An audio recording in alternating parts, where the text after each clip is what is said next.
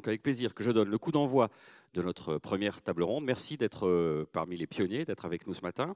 Peut-on rester critique avec une maladie grave? Avec nous pour en parler, Fantine, bonjour. Bonjour. Vous êtes presque une habituée, est-ce que ça marche? Ah oui, non, je crois qu'il faut. Non, ah oui, c'est Oui, bon, ça ça marche parfaitement. Fantastique, oui.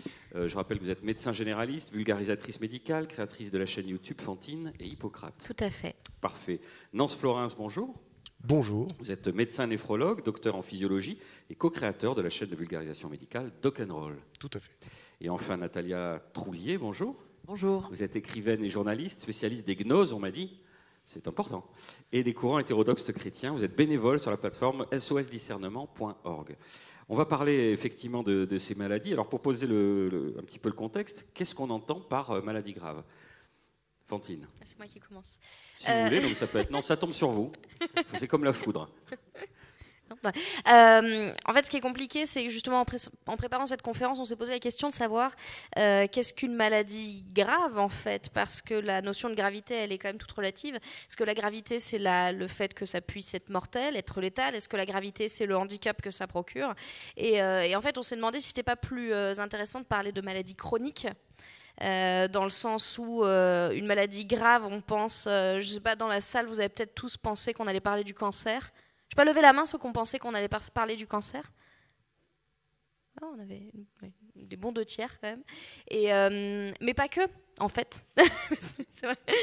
Mais pas que, parce qu'en fait, la gravité, ça peut être le handicap au quotidien, ça peut être des maladies qui ne sont pas forcément létales, mais qui peuvent être graves. Et ça, du coup, c'est plutôt Nance qui va en parler, sur tout ce qui est diabète, hypertension, qui sont des maladies graves dans le sens où elles sont chroniques et elles peuvent être graves à long terme. Du coup, si tu veux développer. Oui, effectivement, quand on a préparé cette conférence, le terme de maladie grave était surtout, quand on parle de ça, on pense à des maladies comme le cancer, qui sont des maladies avec un enjeu de pronostic et un enjeu thérapeutique à court terme, avec une grosse empreinte dans la société de ce que représente le cancer et l'annonce d'un cancer.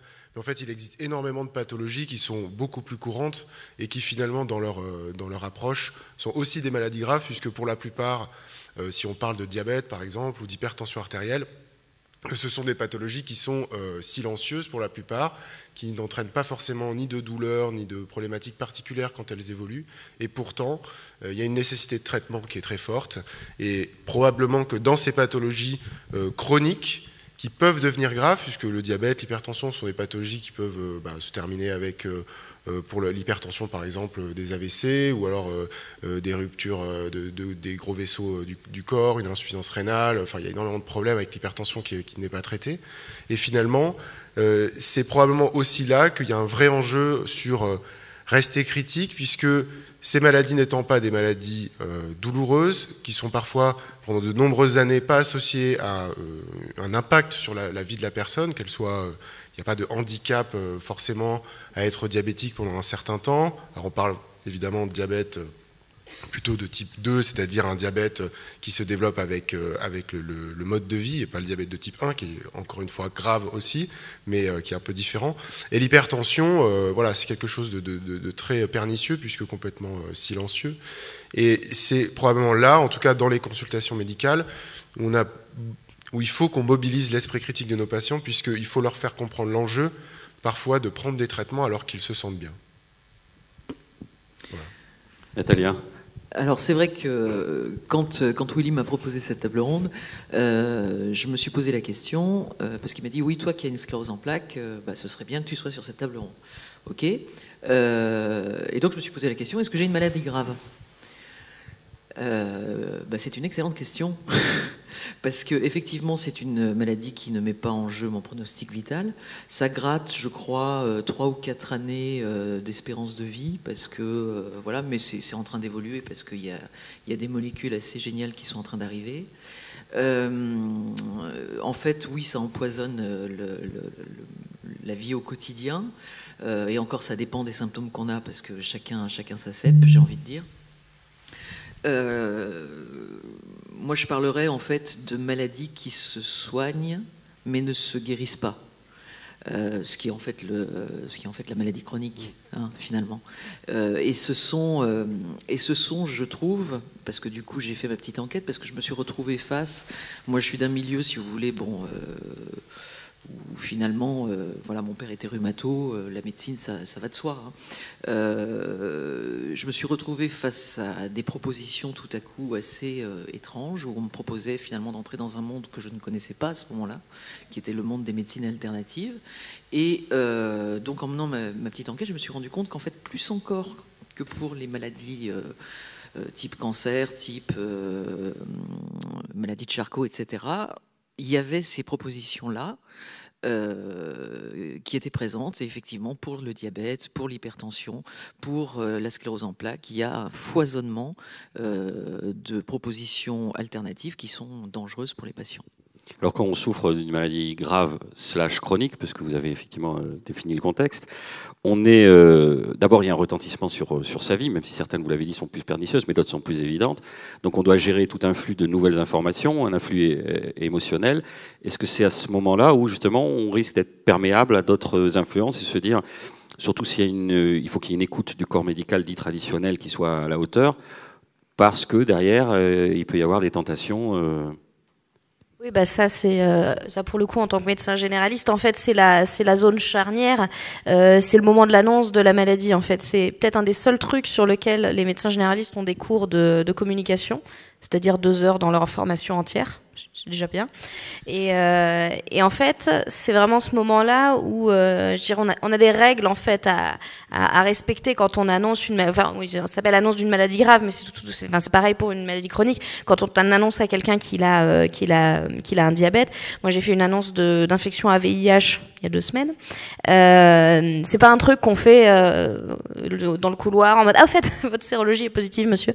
C'est qu'en fait il faut prendre le temps, et surtout il faut prendre le temps que la personne ait le choc de l'annonce, parce que ce soit une sclérose en plaques, une infection à VIH ou un cancer du sein, ça reste le choc de l'annonce de la maladie. Et ce qui est très compliqué, c'est que la personne, après ce choc-là, elle devient parfaitement imperméable à tout ce qu'on va pouvoir lui dire. C'est-à-dire qu'on va lui dire vous avez un cancer, boum. Et en fait, là, tout ce qu'on va dire après, ça ne sert à rien. La personne, elle n'écoutera pas. C'est pour ça que c'est le rôle du médecin qui annonce la maladie. Après, nous, en tant que médecin généraliste, on est pas mal exposés, mais ça peut être aussi les spécialistes. C'est juste que quand c'est de l'oncologie, des cancers, qui est-ce qui reçoit la biopsie en premier? C'est Bibi. Donc bon, on peut pas faire comme si on n'avait pas vu. Donc on voit les patients. Et c'est pour ça qu'il faut les revoir. Sauf que les revoir, ça nécessite de faire du suivi, etc. Ce que font pas tous les médecins généralistes. Et en fait, si on annonce comme ça les choses aux gens, et ça marche même avec des maladies aiguës. Hein. Des fois, on dit aux gens, oui, vous avez une pyélonéphrite, une infection du rein. J'ai une patiente, on se revoit dans une semaine pour voir un peu comment ça va. Au bout d'une semaine, elle avait écumé tous les sites internet. Ah oui, alors j'ai pris de la Canberge, des trucs, des machins, t'es là. Ok, d'accord. Et elle avait pris ses antibiotiques, mais elle était quand même allée voir ailleurs. Donc même pour des maladies aiguës, en fait, les gens vont se renseigner. Et a fortiori pour des maladies comme ça, où de toute façon, il y a le choc.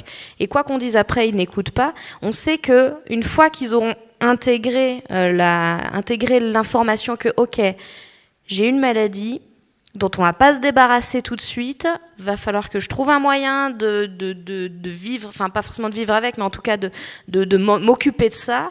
Et les gens vont voir après, en fait, ils sont en demande d'information après. Et c'est ce décalage qui fait que les gens, en fait, ils sont en demande d'information quand ils sont à 3h du mat dans leur lit à se dire « Putain, mais merde, en fait, j'ai le VIH à vie ». Et c'est là qu'ils vont aller sur leur téléphone et qu'ils vont taper infection VIH guérison et qu'ils vont tomber sur les sites de personnes plus ou moins bien intentionnées. Mais là, qu'est-ce qu'on peut faire? On ne peut pas avoir un médecin derrière soi à chaque moment de sa vie. C'est pour ça qu'il faut... Quand ça flotte, on dit je vais sur Doctissimo, j'ai mal au bout du doigt, je termine avec un cancer au bout de 2 heures de lecture. Et c'est humain là aussi. Oui, c'est humain, mais c'est pour ça en fait qu'il faut déjà prévenir la patiente, leur dire je sais que vous allez aller voir des trucs sur internet, c'est normal, faites-le, ça ne me gêne pas, mais j'aimerais qu'on en discute la prochaine fois. Et moi c'est ce que j'ai perdu le micro. C'est ce qu'on fait. Ah non, c'est qu'on n'a plus de retour. Vous m'entendez? Si, tout le monde. On a que... Non, si vous m'entendez les gens ou pas? Si, c'est bon. C'est bizarre. Peut-être tenez-le un peu plus haut pour pas tenir le câble. Voilà. Oui, c'est pour ça. Pardon. Et je me sais plus ce que je disais. Oui, voilà. En fait, on dit aux gens moi, sur les annonces, moi, je les revois à 48 heures. C'est-à-dire que je leur dis, on se voit le mercredi, et je leur dis, on se revoit vendredi. Comme ça, vous digérez. Généralement, je donne des documents aussi un peu explicatifs, et on se revoit dans 48 heures. Comme ça, les gens ont le temps d'intégrer un peu le truc, d'en parler avec leurs proches, parce que forcément... Alors, il y en a qui disent rien, il y en a qui vont en parler à tous leurs proches. Au bout de 2 heures, toute la famille est au courant.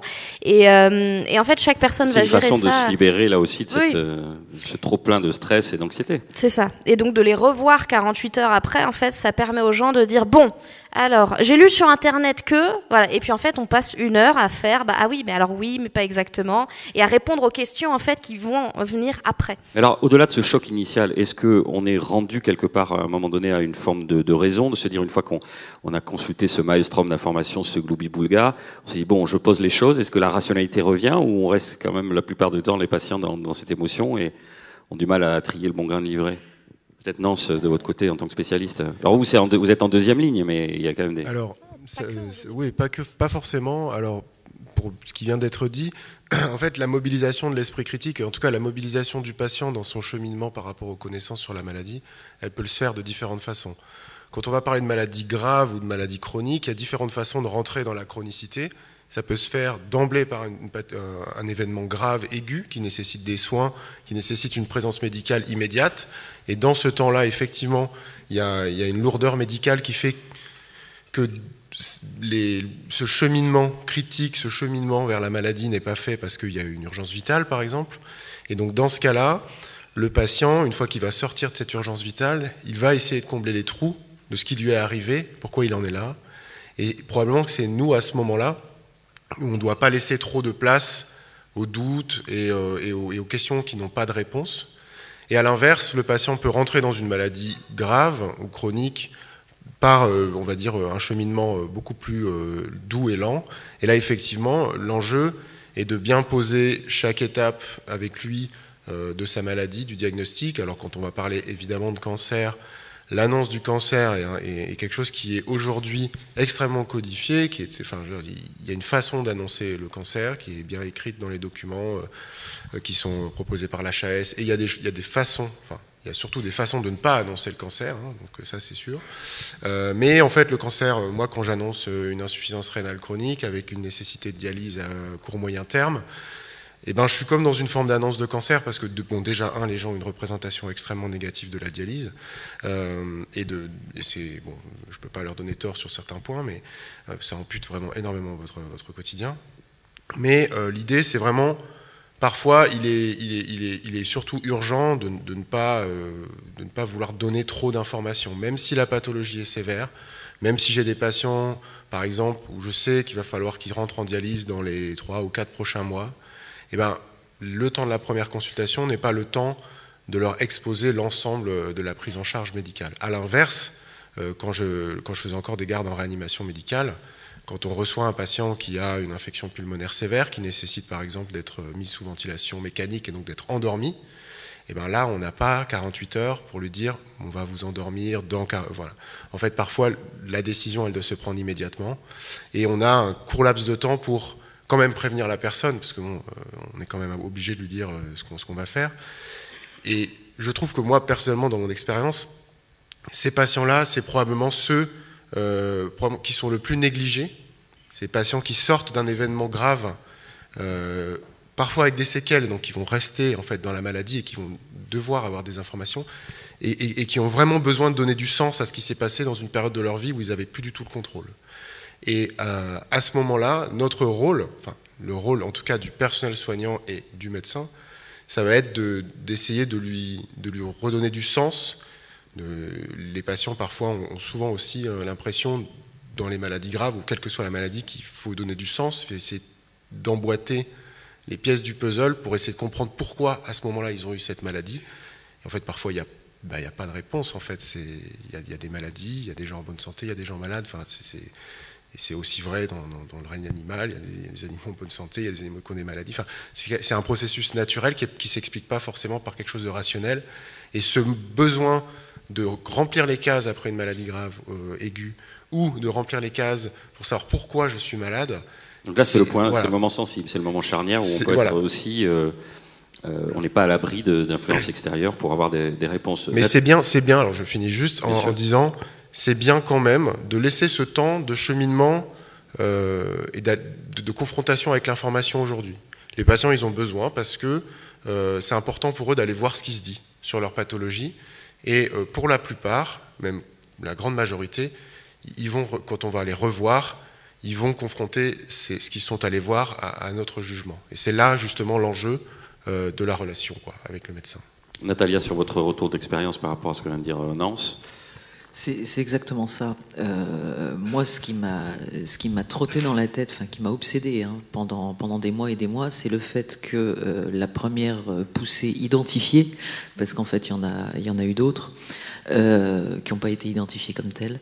Oui, pour la sclérose en plaques, c'est ce qu'on appelle une poussée. Donc c'est un événement aigu. Voilà, où le corps manifeste que la sclérose en plaques est là. C'était un moment où je me suis fait licencier. Donc, pendant des mois et des mois, je me disais, mais c'est pas un hasard. Il n'y a pas de hasard. C'est forcément lié. Et en fait, non. Il n'y a pas d'études sérieuses sur sur une corrélation entre le stress et la sclérose en plaques et les poussées de sclérose en plaques en fait. Donc, mais n'empêche que cette souvent dans le grand public on le lit, pas uniquement, au sens lié, pas uniquement pour la sclérose en plaques. On se dire bon, j'ai un gros coup de stress, donc j'ai fait un cancer. Je peux avoir ça a une incidence sur mon système immunitaire, alors que non, c'est pas le cas. Ben non, et du coup, enfin voilà, on peut peut-être déclencher une migraine, mais déclencher un cancer ou une sclérose en plaques ou une sclérose latérale amyotrophique, non, ça marche pas comme ça. Heureusement, parce que la vie est quand même stressante. Et donc voilà, moi mais ça a mis des mois et des mois. Et puis là, il y a le rôle quand même de l'entourage. Je crois que alors moi, je vis à Lyon. À Lyon, il y a quand même un centre, un neuro sur la sclérose en plaques qui est absolument remarquable, et où on est extrêmement bien entouré. Alors, je ne sais plus qui disait tout à l'heure, on peut pas avoir un médecin H24, etc. Ben, pas loin, pas loin. On peut en tout cas avoir quelqu'un au bout du fil vraiment régulièrement. Et ça compte beaucoup, parce que je vous assure que dans l'entourage, pas forcément familial, moi j'ai une famille en or, mais amicale de l'époque, les gens bien intentionnés qui essayent de vous trouver des thérapies alternatives, des raisons pour lesquelles vous êtes malade, etc. etc. Là, vous l'avez dit, c'est bien intentionné, mais bon, oui, l'enfer n'est pas avec bonnes intentions. Voilà, ils pensent pas mal en faisant ça, donc ils se disent aller dans une situation émotionnelle probablement complexe. Oui, et puis, enfin voilà, dans le quartier, moi j'ai des bonnes relations avec tout le monde, etc. Donc ça s'est répandu comme une traînée de poudre. Je me souviens, le petit traiteur italien chez qui j'allais, il me dit, moi j'ai lancé une cagnotte pour te payer un extracteur de jus parce qu'il paraît que trop sympa. Non, mais c'est adorable. Ça peut être utile au-delà de l'effet non thérapeutique de l'extracteur de jus. C'est quand même plutôt cool. Oui, non, mais c'est super gentil. Enfin, je veux dire, mais. Est-ce que c'est pas un peu en écho de ce que disait Nance, peut-être le cerveau, l'humain veut avoir des réponses, et on comble avec ce qu'on peut, parce que là il y a de l'empathie quelque part derrière. Mais oui, mais c'est adorable. Sans doute mal dirigé et par méconnaissance. Alors comment on fait justement, Fantine, pour que cette connaissance se diffuse davantage, je sais pas. On écoute déjà le patient. Parce que ils ont besoin, ce que vous disiez, ils ont besoin d'avoir du sens, ils ont besoin d'avoir des réponses. Et en fait, il y a des réponses qui se donnent dont on sait qu'elles sont fausses. Les patients qui disent, j'ai un couple dont le père est diabétique de type 1, la mère a une tumeur qui va pas métastaser, mais qui est très handicapante, et le fils a un trouble autistique. Donc c'est déjà pas de bol dans la famille, et ils sont très croyants, et pour eux c'est la punition divine. Mais ça les aide à avancer. Qu'est-ce qu'on a fait au bon Dieu ? Oui, mais ça les aide à avancer. En fait, ils se disent c'est comme ça et c'est pas grave, c'est juste une épreuve qui nous est envoyée et on doit la surmonter. Et en fait, en tant que soignant, ce qui est très important pour garder une relation thérapeutique, c'est ça qui est important en fait. Est-ce que c'est nécessaire de rester critique sur tous les points ? Est-ce que c'est nécessaire de dire aux patients mais vous êtes complètement con, Dieu n'existe pas et c'est pas Dieu, c'est juste genre vous avez pas de bol quoi, c'est tout. En fait ça va. Alors sur le fait que Dieu n'existe pas, Natalia ne sera pas d'accord avec vous, mais c'est un autre ce sera une autre table ronde. Oui, mais justement, mais c'est pour ça que c'est important de ne pas aller braquer les patients en leur disant bah non, vous racontez n'importe quoi. Parce que, entre guillemets, si ça leur fait du bien de croire ça, moi j'ai plein de patients qui prennent de l'homéopathie en plus de leurs autres traitements. Docteur, est-ce que vous pouvez me renouveler mon ordonnance? Ah bah non, mais par contre, allez-y, allez en pharmacie et si ça vous fait plaisir de prendre Apis mellifica pour vos allergies, tant que vous prenez votre antihistaminique, moi ça ne me fait... Voilà, c'est vraiment la négociation en fait qui est importante dans cette relation-là, parce que c'est important que les patients se disent ok, sur ça il faut que vous restiez critique, par exemple sur le fait que ça ne va pas vous guérir.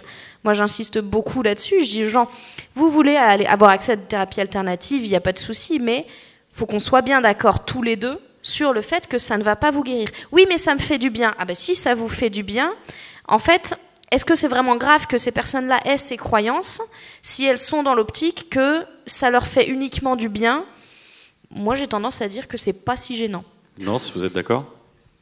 Oui, alors effectivement, il faut aussi adopter une position dans laquelle, dans les maladies chroniques, moi je parle de celle que je connais bien, c'est l'insuffisance rénale chronique, qui est une pathologie qui effectivement a plein de complications, et dans laquelle l'implication du patient est le maximum... Pardon, excusez-moi, j'ai pas pris mes antihistaminiques ce matin, j'aurais dû prendre mon homéopathie. Oui, on en a en plus. Alors, je sais plus ce que je disais. Donc, oui, l'insuffisance rénale chronique, il n'y a pas de médicaments qui vont guérir l'insuffisance rénale chronique, ça ne se guérit pas. Il y a des médicaments qui vont permettre de stabiliser un certain nombre de complications, mais il y a dans l'insuffisance rénale chronique une énorme place dans le changement du mode de vie du patient, ou en tout cas le respect d'un certain nombre de modifications de son régime alimentaire, ou de la connaissance de ce qui pourrait éventuellement pas améliorer son rein, mais qui pourrait ne pas l'abîmer plus. Et tout ça, ce n'est pas quelque chose que je peux lui... il ne peut pas juste l'avoir de moi, parce que moi je les vois une fois tous les 6 mois, une fois tous les 3 mois quand c'est grave, et parfois une fois tous les ans uniquement. Et donc l'idée, c'est d'avoir une relation où au début, c'est moi qui lui apporte des informations sur sa maladie, qui en fait lui insuffle un petit peu en disant vous avez ça, voilà, il faut faire attention à ça. Derrière lui ou elle va consulter un certain nombre de choses. Alors nous, on a tout un circuit dans la maladie rénale chronique avec des consultations infirmières, diététiques.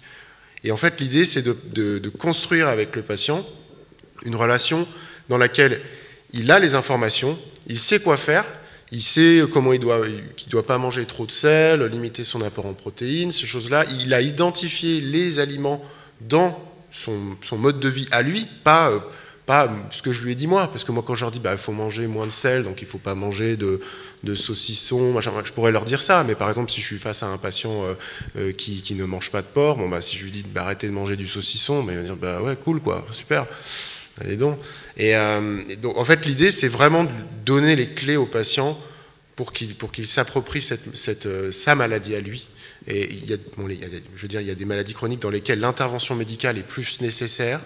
Il y en a d'autres dans lesquelles l'intervention médicale est utile et on va dire ne fait pas toute la maladie, et d'autres où l'intervention médicale a peu d'impact. Mais ça demande quand même une implication du patient, quel que soit son degré de perception de sa maladie, a fortiori si c'est chronique et que c'est insidieux. Ça veut dire aussi que des raccourcis, des solutions alternatives qui iraient plus vite ou qui sembleraient magiques sur le papier, peuvent avoir un attrait supérieur à la contrainte que vous dites moi je m'arrête là, mais c'est à vous ensuite de faire la démarche, je vous ai donné les clés c'est à vous de vous renseigner, de vous ouvrir. Vous voyez, dans cette phase-là, il peut y avoir la tentation d'aller vers des raccourcis. Alors ce qu'il faut surtout voir, moi l'expérience que j'en ai, et c'est une expérience qui s'est construite avec ce que je vois sur les réseaux sociaux, et cette lutte aujourd'hui contre les médecines alternatives, puisque c'est une véritable lutte. Elle n'est pas vraiment dans le côté on va lutter contre les médecines alternatives parce qu'elles sont dangereuses.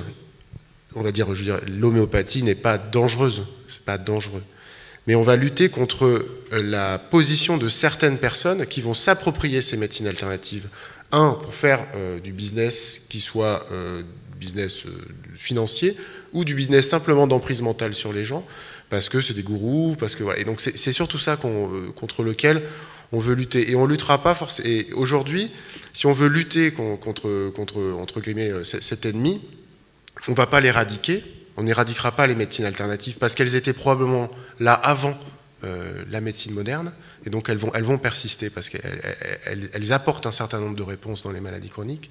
Par contre, il faut essayer de comprendre pourquoi aujourd'hui, dans des maladies graves, et notamment comme le cancer, il y a encore 20 ans, on ne parlait pas de boire des jus ou de choses comme ça, mais pourquoi aujourd'hui on en parle plus. Et une des réponses, en tout cas que moi j'essaie d'apporter, hein, tu diras si tu es d'accord, c'est simplement qu'au fur et à mesure, la médecine moderne a changé complètement son approche et n'est plus, en tout cas dans l'idéal, une médecine d'écoute.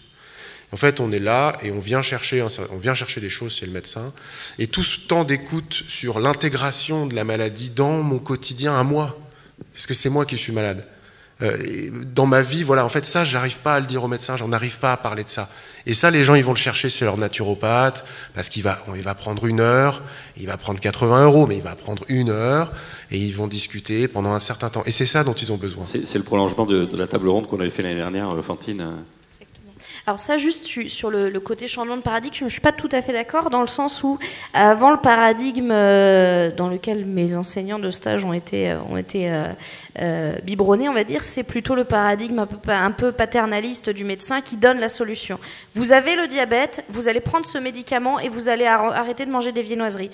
D'accord, docteur. Le truc, c'est que dans des petits villages où de toute façon tout le monde allait à la même boulangerie, c'était facile de vérifier que le patient allait bien ne pas acheter ses viennoiseries. Et en fait, il y avait cette espèce de verticalité qui faisait que les patients étaient beaucoup plus forcés socialement d'écouter le médecin. Et maintenant, comme on est passé dans une approche beaucoup moins verticale, bien qu'elle n'est pas horizontale, mais en tout cas beaucoup plus d'égal à égal du médecin au patient, où le médecin a aussi accès à l'information, il y a aussi l'accès à Internet qui a fait que vu que le patient a accès à l'information, il peut dire au médecin, bah oui, mais vous m'avez dit ça, mais moi j'ai vu sur Internet que. Et en fait, ce changement-là de. Enfin, plus largement, c'est les figures d'autorité, la figure traditionnelle du médecin qui est contestée. Enfin, oui. C'est pas que ce métier. Oui, bien sûr. On a l'impression d'avoir une légitimité en faisant. J'ai fait mes propres recherches et on met un signe égal finalement entre. Peut-être parce que de notre côté, ça vient contrebalancer la verticalité antérieure, où on devait écouter religieusement la parole du médecin et voilà. Je dis pas que c'est bien, je dis que c'est un autre mouvement de balancier. Oui, mais justement, c'est ça. C'est pour ça que tu dis le côté. Je trouve que justement, avant, on écoutait moins, et maintenant, le fait que les médecins écoutent plus les patients, le patient se dit, ah, mais en fait, j'ai le droit de décider aussi. Je ne suis pas que passif et victime de ma maladie. Et du coup, il s'empare de ça pour faire des trucs, effectivement, qu'on préférerait qu'il ne fasse pas forcément. Mais ça va avec cette liberté, enfin la liberté du patient de choisir comment il gère sa maladie, va aussi avec sa liberté parfois de faire n'importe quoi. Natalia, vous êtes devenue une patiente experte, vous ne faites pas n'importe quoi. Alors, c'est hyper compliqué en fait, parce que quand je pense à ma propre expérience, pour mon dernier traitement, quand le médecin m'a demandé alors Ocrevus ou Tysabri, j'ai dit mais j'en sais rien, c'est toi le médecin, enfin fais ton job quoi.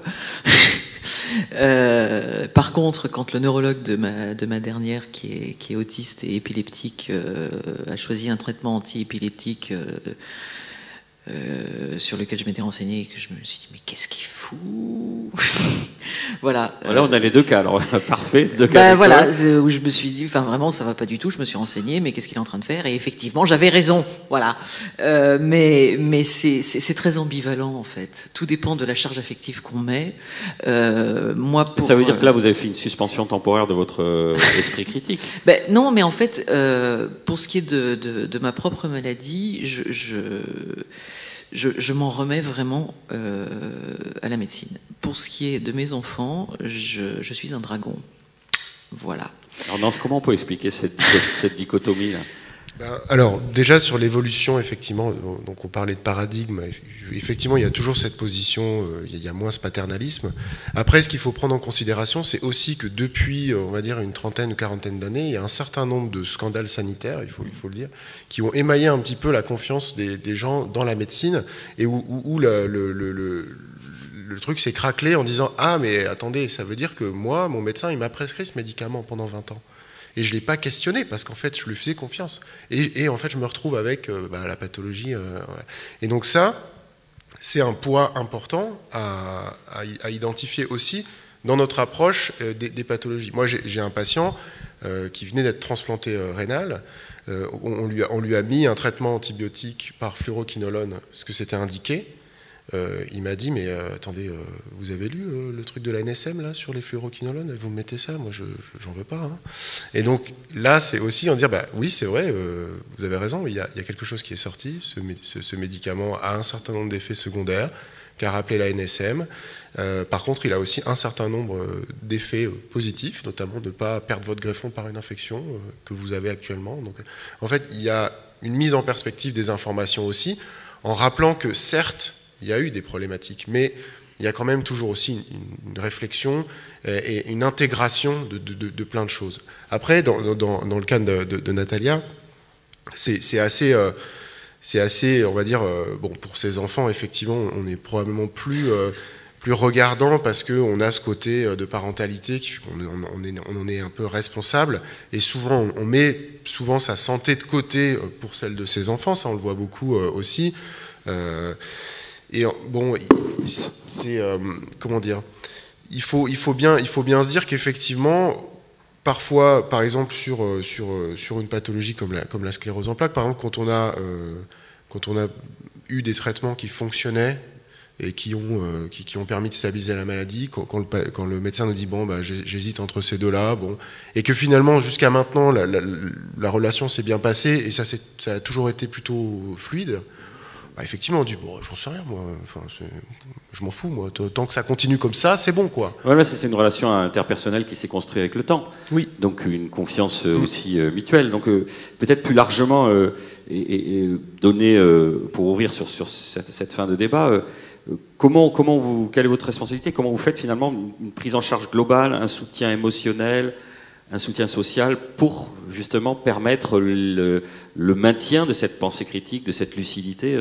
Voilà, c'est quoi les solutions quelque part, enfin, que vous préconisez, Fantine? Vous l'avez dit, en fait, c'est le soutien émotionnel, le soutien psychologique, le soutien social, le soutien familial. En fait, c'est de pas oublier qu'on soigne des personnes avant de soigner des maladies, et que les personnes, elles ont leur propre spiritualité, elles ont leur propre représentation, elles ont leur propre mode de pensée, qui n'est pas forcément du tout le nôtre. J'ai un patient qui a une maladie orpheline très handicapante, qui prend tout un tas de traitements parce qu'il a de l'hypertension, etc., qui prend très très bien ses traitements, mais qui a fait une cure de sélénium pour une infection bactériofongique, parce qu'il voulait pas prendre de saloperie chimique. Bon, pourquoi pas? Donc c'est en fait, c'est apprendre à connaître les patients. Non, mais là, on a envie, mais ça veut dire qu'on a quand même un problème de conviction, là encore, hein, c'est ce qu'on disait. Oui, mais encore une fois, est-ce que c'est très grave? C'est tout ça la question, c'est en fait, c'est pour ça que c'est hyper important de connaître, enfin nous en tant que médecins généralistes, c'est hyper important de connaître. Il ne faut surtout pas qu'ils quittent nos cabinets, donc on les retient de toute façon, si ça n'a pas d'impact, c'est pas très grave. Mais est-ce que ça veut dire que, alors eux, ils n'ont pas conscience d'être dans les limites de leur propre pensée critique? Alors, pour le coup, ce patient, je l'ai vu 2 fois pour le moment. Oui. Mais c'est un travail de longue haleine. C'est juste qu'une fois, on va noter. 2 fois, on va commencer à interroger. On fait de l'entretien épistémique, mais sur 25 consultations. C'est juste que nous, en tout cas, contrairement aux spécialistes, enfin, quoique toi, tu fais de la dialyse, donc c'est différent. Contrairement à certains spécialistes qui voient leurs patients une fois tous les 2 ans, nous, on voit nos patients. On peut voir nos patients toutes les semaines, si on veut. On peut leur dire, revenez la semaine prochaine. Et en fait, on peut étaler ça sur 25, 30, 50 consultations s'il le faut. Et en fait, c'est une éducation du patient qui se fait. En ce moment, je fais certains remplacements sur la patientèle d'un de mes chefs, où tous les patients sont entre guillemets un peu dans le même moule sur certaines choses parce qu'ils ont été habitués depuis 20 ans, qu'ils sont suivis par le même médecin généraliste, à avoir certains systèmes de pensée. Donc c'est aussi ce temps long et c'est aussi le rôle du médecin généraliste d'éduquer les patients. Fantine, vous devriez être en train de parler à d'autres médecins. Pas à nous, là, c'est de dire, c'est une histoire de formation. Non, mais là, si vous êtes un cas exceptionnel parce que vous faites partie de cette jeune génération qui a pris conscience de ça, si les gens vont encore vers des thérapies alternatives, c'est que, et on revient à ce qu'on s'est dit l'année dernière, hein, ça n'a pas changé depuis l'année dernière, c'est qu'il y a peut-être un problème dans la formation des médecins. Oui. Bah, écoutez, la question était trop longue, la réponse est courte. Alors, Non, oui, c'est bon. il va nuancer. Non, il y a probablement un vrai problème dans la formation des médecins. Alors, c'est pas qu'il y a un problème dans la formation des médecins. C'est que aujourd'hui, la médecine, elle a évolué, et on tend vers une médecine qui est de plus en plus technique, qui est de plus en plus qui s'est poussée dans ses retranchements, où on met sur le marché des molécules avec des modes d'action qui sont extrêmement complexes, qui vont faire intervenir des voies physiologiques ou des mécanismes qui ont été découverts il y a 10 ans. Par exemple, la révolution des immunothérapies dans le cancer, c'est-à-dire des pathologies qui vont lever le voile sur le système immunitaire que fait le cancer, c'est-à-dire que le cancer se camoufle de notre système immunitaire. Et il y a, je dirais, une dizaine d'années, peut-être 15 maintenant, il y a eu des travaux qui ont montré effectivement comment lever ce camouflage, et ça a modifié, quand je dis modifié, ça a révolutionné le pronostic dans certains cancers. Par exemple, le mélanome métastatique, qui est un cancer qui touche parfois des jeunes, avait une médiane de survie à moins de 6 mois. Aujourd'hui, on a des patients qui ont plus de 5 ans de traitement, qui sont toujours vivants. Sauf que ces traitements, ils sont aussi révolutionnaires que dangereux, dans le sens où ils ont un profil de tolérance, ils se manient avec une certaine expertise qui nécessite forcément une formation. Et à côté de ça, il y a quand même tout le reste. Il y a effectivement la représentation que le patient a de son cancer, ses besoins de réponse par rapport à mais attendez, moi j'ai déjà eu le cas, mais je fais quoi de mes enfants en fait, voilà, il y a des choses comme ça. Et nous, quand on ferme la porte de la consultation, lui continue à cheminer. Donc à un moment donné, il va falloir qu'il trouve réponse à ça. Et je voulais rebondir par rapport aux médicaments, parce que ça, c'est assez marrant. On fait tous l'expérience, et moi, en tant qu'enseignant avec les étudiants, c'est un truc que je leur dis assez souvent. Je leur dis, voilà, le patient, vous allez lui poser la question de savoir s'il a des problèmes de santé. Il va souvent vous répondre non, et vous allez avoir une ordonnance avec 15 médicaments. Et typiquement, par exemple, le diabète ou l'hypertension, c'est... mais attendez, vous avez 3 traitements antidiabétiques. Ah non, mais là c'est bon, je suis plus diabétique. Enfin, je veux dire, c'est bon, ou j'ai pas de tension, j'ai les traitements. Donc la représentation de ce qu'est un traitement, elle est souvent pas très rationnelle, si on veut. C'est-à-dire que pour un patient qui prend un traitement depuis 20 ans pour sa tension, c'est même plus un traitement, c'est son quotidien. Et donc par contre, un antibiotique, ça c'est un traitement. C'est un truc qui donne mal au bide, qui donne la diarrhée. Et oui, bon, du coup, je ne dois pas boire d'alcool pendant 7 jours. Enfin, voilà, ça modifie un petit peu son mode de vie. Donc c'est vrai que la perception du traitement, elle est variable. Et parfois, on a ces situations, et on les a souvent, de gens qui prennent beaucoup de médicaments pour des problèmes chroniques, et qui, quand on va leur dire, bon ben voilà, il faudrait vous rajouter ça, ils sont non, pas des trucs chimiques, je sais pas quoi, alors qu'ils ont effectivement une tartine de médicaments. Il y a des bons et des mauvais médicaments aussi, hein. Moi je vois dans la greffe, les gens, les immunosuppresseurs, ça c'est bon. Par contre tout le reste là, je sais pas, franchement. Alors Natalia, le mot de la fin, là encore en tant que représentant des patients. Moi j'évolue dans une communauté, la communauté catho, qui n'est pas différente en fait du reste de la société et qui est assez gênée aux entournures par tout ce qui est maladie, handicap, etc. Et devant l'insistance de certains de me proposer des tas de solutions clés en main, y compris les prières de guérison et compagnie, je finis par leur poser la question, mais finalement, est-ce que ça vous gêne qu'il y ait des gens malades et des gens handicapés dans la société? Parce que la question, en fait, elle est là. Qu'est-ce que ça renvoie comme image aux gens? Qu'est-ce que ça va déranger en fait dans les représentations qu'on a de l'humanité? Et je crois que ça c'est un travail de fond qui est encore à mener quasiment entièrement. Très bien, écoutez, merci à tous les trois pour la qualité de vos interventions. On peut vous applaudir chaleureusement. Et on va justement profiter de leur présence pour les passer à la question. On sait que c'est un rituel auquel vous vous sacrifiez volontiers. Écoutez, je pense que je vais vous passer les micros. Qui se lance? Qui a des questions? Faites-moi signe avec la main, j'arrive.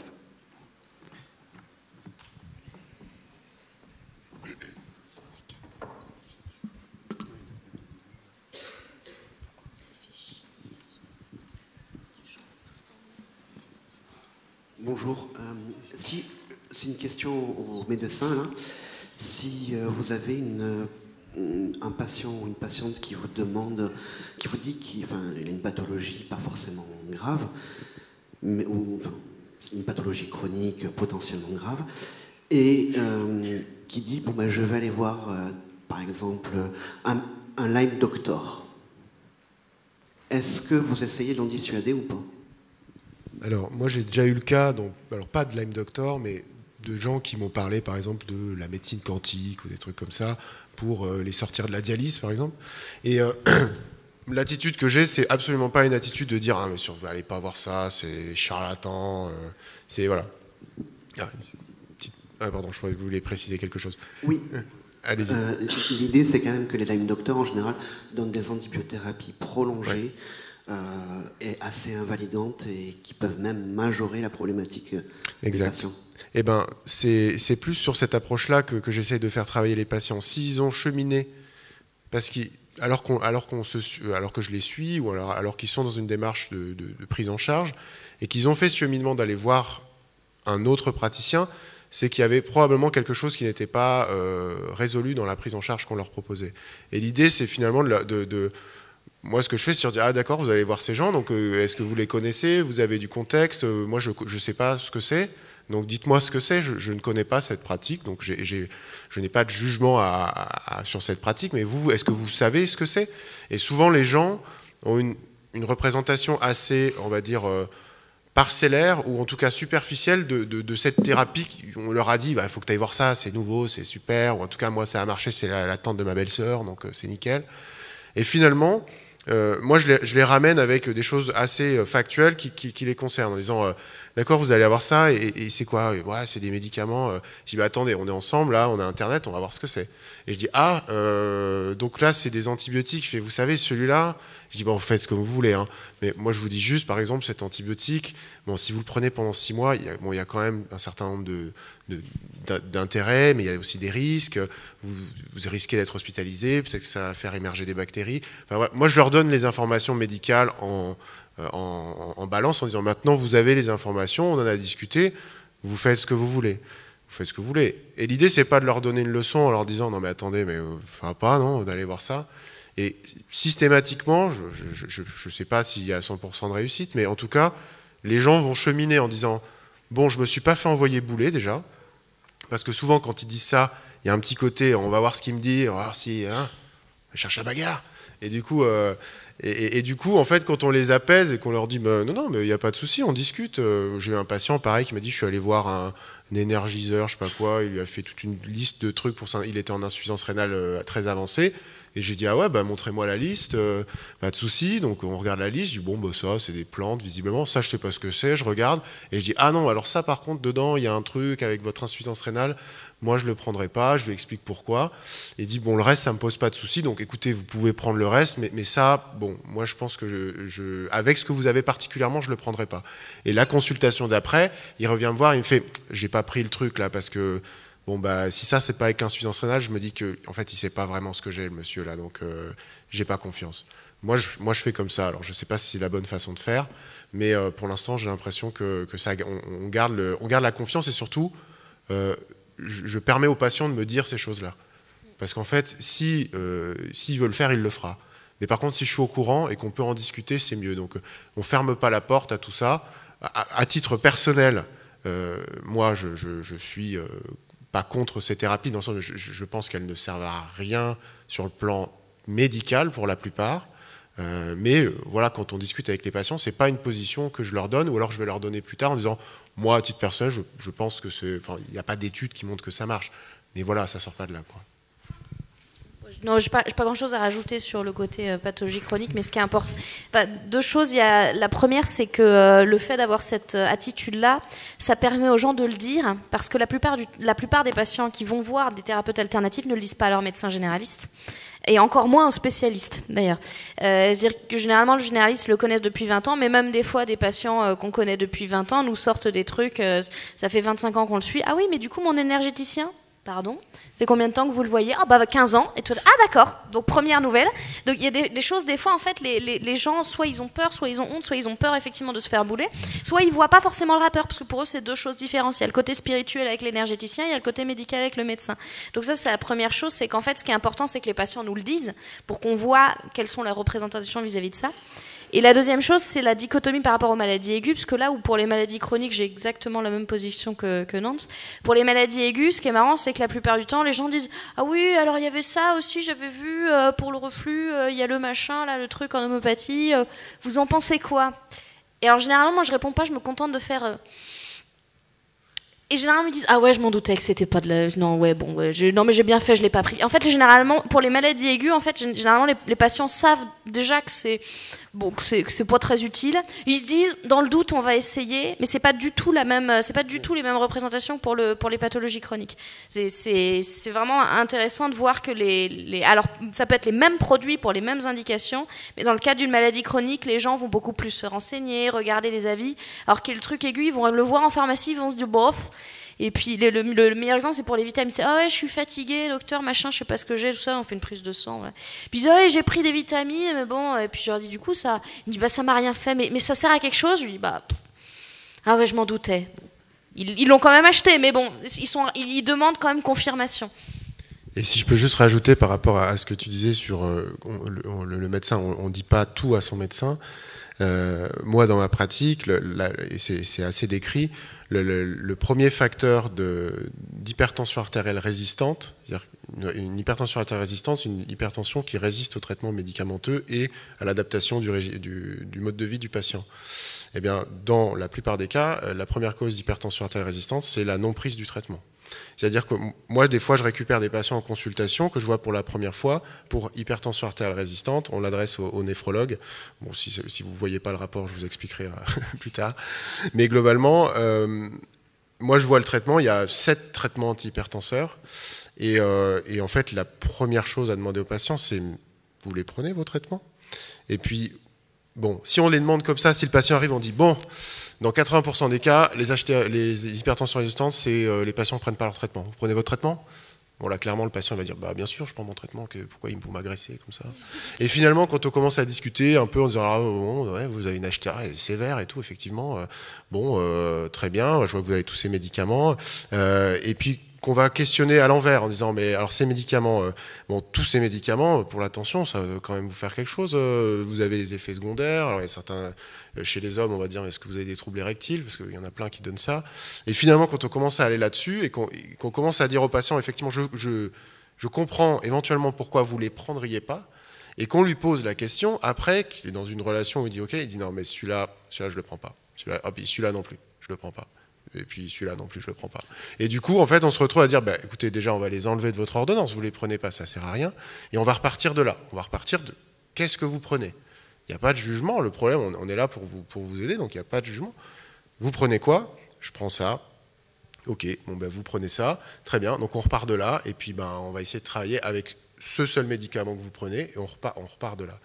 Et je pense que ça c'est un peu après des histoires d'expérience. Je veux dire, après, quand on en voit beaucoup, on sait, il y a des profils où on sait probablement qu'il n'y aura pas d'inobservance. Parfois, on dit on va vous faire une prise de sang, machin, et en fait, on dose les médicaments, on voit qu'il n'y en a pas. Et c'est vrai que c'est cette histoire de peut-on rester critique, tout ça, c'est surtout pour moi, c'est surtout une histoire de confiance, quoi. Et le patient. Même s'il connaît pas l'esprit critique, même s'il s'est pas renseigné sur ses biais cognitifs, s'il n'est pas super calé par rapport à tout ça, ou s'il n'est pas super scientifique, si on est dans une relation de confiance avec lui, en fait, il va aller prendre les informations, il va pas forcément les questionner jusqu'au bout, mais il va dire j'ai lu ça, je me dis que ça pourrait être intéressant, et le fait d'être dans une relation de confiance, là, on va pouvoir l'aider à rester critique face à sa maladie, quoi. On a une question devant madame. Oui. Il y a eu un facteur tout à l'heure clé important qui a été nommé, c'est Nance, je crois, qui disait quand on va chez un naturopathe, on a 1 heure d'attention, 1 heure d'écoute, 1 heure humaine, 1 heure que les médecins, les spécialistes n'ont pas forcément le temps de donner. Je suis relativement rationnelle, une hospitalisation pour un truc assez grave au poumon il y a 2 ans, j'avais juste envie de câlin, quoi. J'avais mal, drain, morphine. Et si on m'avait proposé une séance de fasciathérapie, une séance de reiki, une séance de massage à l'hôpital, j'aurais dit oui, parce que j'avais envie de chaleur, j'avais envie de faire une pause, j'avais envie d'un break. Donc ce truc-là, je le comprends. Et j'en viens à la question, il est actuellement question, avec notamment Agnès Firmin-Lebaudot qui travaille dessus, de plus ou moins voir comment est-ce qu'on pourrait intégrer au sein de l'hôpital les médecines dites non plus alternatives, maintenant ils viennent à parler plutôt de médecine complémentaire. Comment est-ce que vous l'envisagez, ces choses-là? Parce que là, il y a un discours qui est sympa dans la mesure où vous dites on ne rejette pas tant que les gens prennent leur traitement. Là, à la limite, c'est vrai qu'on s'en fiche, c'est pas très grave. Mais comment est-ce que vous envisagez l'entrée de ces médecines alternatives ou complémentaires, comme vous voulez, au sein de l'hôpital, hein? Alors, l'hôpital, c'est pour moi, c'est ça? Ouais. Bon, c'est une question qui pourrait probablement être sujet à une conférence entière. Ma position, elle vaut ce qu'elle vaut, hein, parce que c'est la mienne, et elle ne fait pas forcément consensus dans mon hôpital. Moi, ça me pose pas forcément de problème qu'on puisse proposer aux gens des massages, des trucs comme ça, dans leur prise en charge. C'est même, je trouve, même probablement bien et intéressant. Simplement, il y a plusieurs choses. La première, c'est qu'il ne faut pas que ce soit la porte d'entrée de choses qui dérivent vers effectivement de la secte, ou en tout cas de la pensée magique, parce que c'est pas ce qu'on veut faire à l'hôpital. Si c'est dans un but de soutien, parce qu'à l'hôpital, en fait, il y a plein de choses qui pourraient améliorer le quotidien des malades et qui ne passeraient pas forcément par la médecine alternative. Mais par exemple, déjà, de proposer qu'un coiffeur, par exemple, passe dans les services, ou qu'il y ait des petites choses du quotidien comme ça qu'on emmène à l'hôpital, qu'on améliore la qualité de la restauration hospitalière.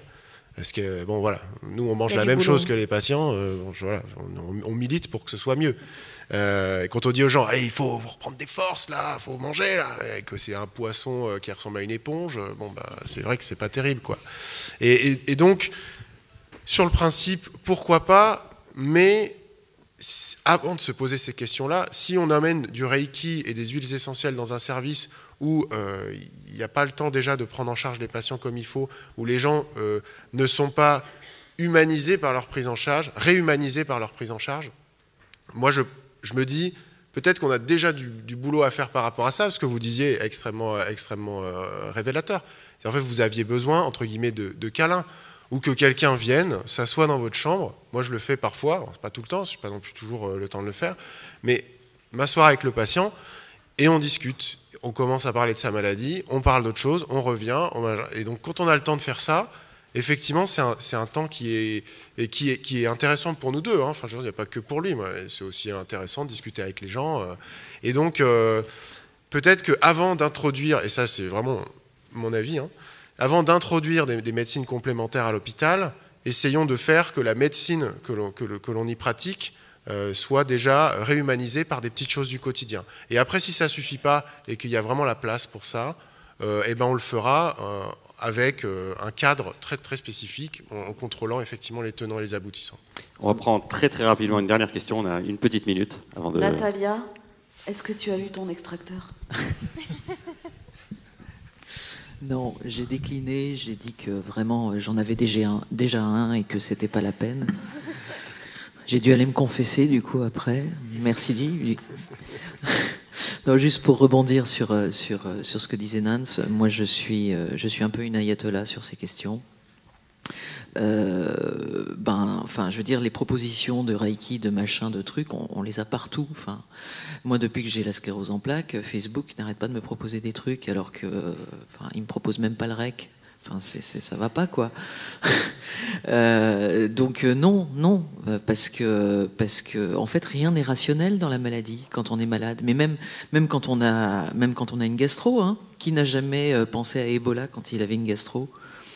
C'est humain. Dès que en fait, le corps, il est pas fait pour la maladie. Il comprend pas ce qui lui arrive et l'esprit, du coup, il divague. Il se dit que y a un problème, qui va mourir, que machin. Et donc, qu'est-ce qu'on fait? On file sur Doctissimo, partenaire numéro 1 de vos angoisses, et puis c'est parti. Donc c'est pas la peine de ramener à l'hôpital des gens qui sont là à l'affût de tout ce qui se passe de délirant dans vos crânes. Non. Mais c'est juste un dernier mot. Mais ça nous questionne effectivement, je pense, quand on se pose ce type de questions, de la façon dont nous on pratique cette médecine. Moi, je pense que la conclusion personnelle que j'ai de toutes ces discussions, c'est de dire, en fait, on ne doit pas combattre ces gens-là, on doit juste changer notre façon de faire. Mais cela dit, le jour où j'ai un problème au rein, tu viens me faire un câlin quand tu veux. Merci et bravo à nos invités. Merci pour vos questions. On se retrouve tout de suite.